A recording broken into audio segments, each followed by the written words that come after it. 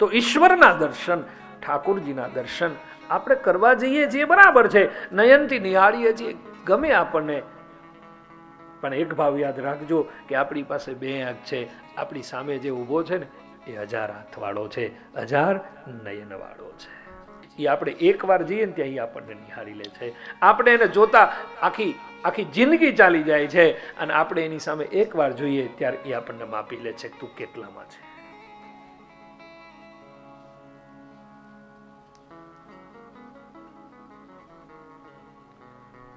तो मधुराधिपते रखिलम मधुरम, ईश्वर का सब कुछ मधुर है.